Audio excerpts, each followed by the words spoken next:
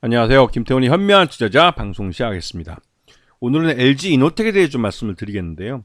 이 LG 이노텍은 LG그룹의 이 카메라 모듈 쪽, 즉 전자 부품 쪽을 담당하는 회사입니다. 특히나 이제 카메라 모듈에 특화돼 가지고 예전에 LG가 이제는 옛날 말이 돼 버렸네요. LG가 스마트폰을 만들 때 그 스마트폰에 들어가는 카메라 모듈을 만들던 회사였습니다.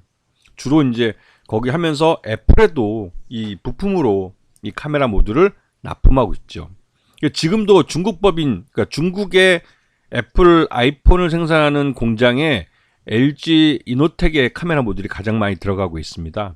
그런데 이게 작년 하반기부터 이 중국 정부에서 중국 공무원들이 애플 아이폰을 사용하지 못하도록 금지한다는 그런 내부 훈령이 내렸고, 그것 때문에 이 중국 내 아이폰의 시장 점유율이 줄어들 거다라는 소문이 돌았습니다. 그래서 급하게 애플 그 팀 쿡 CEO가 중국까지 날아갔죠. 중국에서는 항상 공식적으로 그러한 외국 기업의 또 외국에게 이러한 그 눈에 보이지 않는 통상 그 장벽을 세운 걸 결코 인정하지 않습니다. 지난해 팀 쿡이 중국을 방문했을 때도 이런 공무원들에 대한 아이폰 사용 금지 훈령에 대해서 그 질의했지만, 거기에 대해서 중국은 그런 일이 없다라고 부정을 했지만, 이미 중국 사회에서는 기정사실로 중국인들끼리 그 아름아름으로 다 퍼진 얘기죠. 그래서인지 지난 하반기부터 해서 애플 아이폰의 사용량, 즉 판매량이 갑자기 줄기 시작했습니다. 그러면서 이 중국 시장 내에 애플 아이폰의 시장 점유율이 그 화웨이나 샤오미, 그 다음에 비보의 뒤를 이어서 4등까지 밀려버렸죠. 이러면서 애플 아이폰이 갖고 있던 중국 내 프리미엄 스마트폰 시장이 화웨이라는 그 애국 소비의 대상이 되는 기업에 넘어가 버린 꼴이 됐습니다. 예전 같았으면 이 애플 아이폰이 그 빼앗긴 시장은 대부분 삼성전자, 갤럭시가 가져갔을 텐데, 요즘은 중국 업체들도 많이 성장을 해서 이 화웨이 같은 경우는 그 좀 움츠러들었던 미국 정부에 의해서 막 규제를 받고 있던 그 시기에 이 스마트폰에 대한 전반적인 기술 능력을 향상시키고 전반적으로 이제 성능을 개선시켜서 이게 프리미엄 폰에 확실히 진입한 느낌입니다. 그래서 애플 아이폰의 시장을 뺏어가고 있는 그런 과정이기도 하죠. 자, 그 그러니까 LG 이노텍의 또 다른 사업부는 이제 반도체 기판이나 디스플레이 솔루션 쪽인데요. 이쪽도 전체 매출액의 한 10% 정도를 차지하는 분야입니다.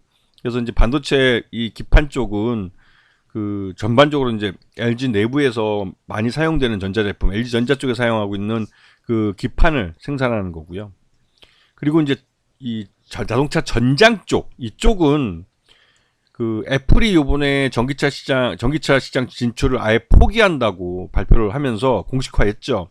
그 관련 부서도 해체했고, 관련 인원들은 다른 부서에 재배치를 하는 등, 그리고 또 구조조정을 통해서 대규모로 레이오프를 하고 그러는데요. 이 애플이 전기차 사업에 진출한다는 가정하에 그 LG도 이 전기차 위탁 생산을 막기 위해서 다양한 준비를 했습니다. 그래서 그 우스갯소리로 LG 계열사 모두가 모이면 전기차 한 대를 만들어낼 수 있다라는 말까지 나올 정도로 LG는 전기차의 각 부품을 다 생산할 수 있는 그런 기업 중에 한 곳이었습니다.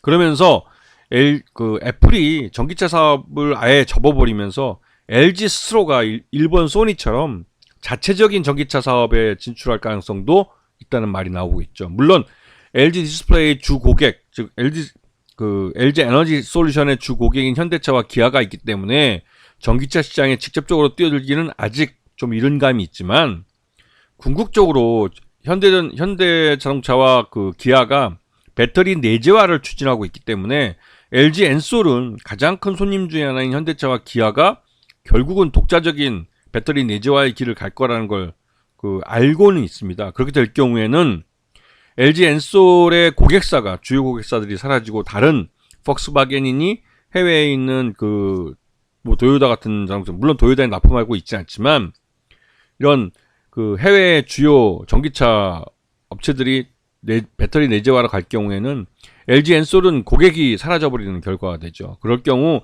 LG가 독자적인 전기차 시장에 뛰어들 가능성도 있습니다.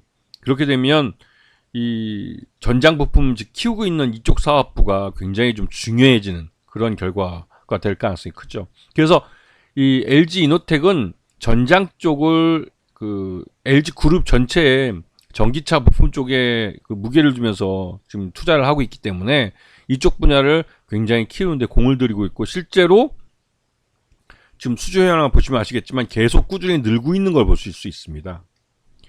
자, 그래서 지난 그 2023년 매출 비중을 보면 카메라 지금 광학이 가장 많은 83%의 매출을 규모를 자랑하고 있고, 그다음에 전장 쪽이 많이 자라서 7.6%를 차지하고 있습니다. 자, 그리고 그 연결 실적을 놓고 보면 작년 실적이 매출 외형은 늘어난 걸로 보이지만 영업이익이나 당기순이익을 보면 작년이나 재작년 비해서도 반토막이 난 상태예요.